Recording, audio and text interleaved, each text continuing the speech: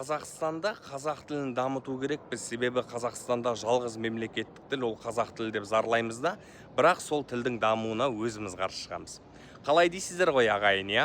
Қазақ десең өзің етеді, бірақ өкінішке орай арамызда кейбір мынандай бір санасыз немелер бар да, өзге ұлт өкілі келіп алдымызға қолынан келгенше қазақша сөйлеуге тырысып тұрса да, біз анаған бүйтіп қарап, оның қатесін іздеп тұрамыз да, бір қате көріп қалдық па, болды. Ананы жерден алып, жерге салып, мазақ қылып, үстінен күліп, прикол ұстап тастаймыз да. Ондай санасыздар бар. Ол енді ананың қатесін түзеп тұр ғой, енді өзін ақылдымын деп санап тұр да, бірақ сен ақылды емес, ең әлемдегі төмен адамсың да. Ол рас, ол қолынан келгенше жасап тұр ғой.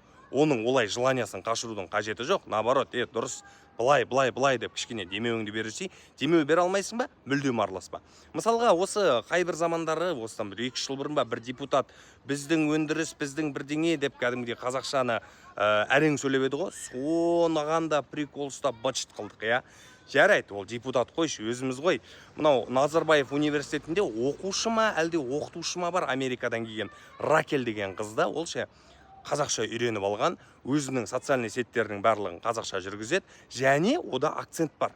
Ол бірақ акцентке кәдімгідей мән бермейді да, бірақ қолынан келгенше сөйлейді, қолынан келгенше тырысады да. Мысалға расымен, иә, Инстаграмына кіріп қалсаң, бір сөзді қате айтып қалғанын көресің да, комментарийға кірсең, ой, ананы әкетіп атады ғой кәдімгідей. Анау, мынау, бірдеңе, сірдеңе деп.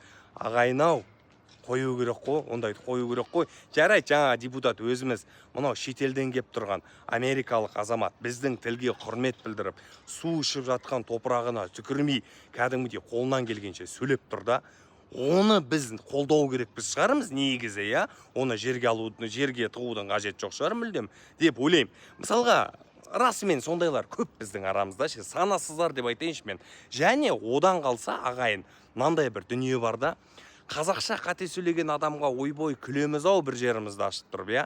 Бірақ неге орысшаны қатемен сөйлеген адамға күлмейміз біз? Орысшаны дұрыс айтпаған адамға неге күлмейсіңдер? Мысалға, ағылшыншаны қате айтқан адамға неге күлмейсіңдер? Бір сұрақ сендерге.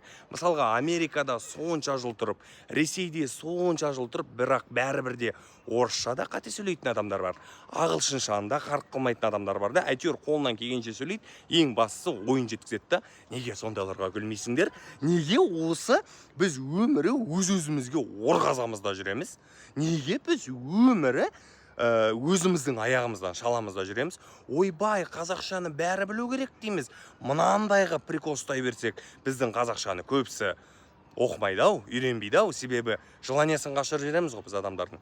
Сондықтан құрметті қазақ елі, кішкене сананы қосайық та, тіліңе құрмет білдіртіп тұрған адамды бізде сәл болса да құрметтеуге тырысайық. Мейлі құрметтемесек те, әйтеуір кедергімізді келтірмеуге тырысайықшы. Аман болайық ағайын.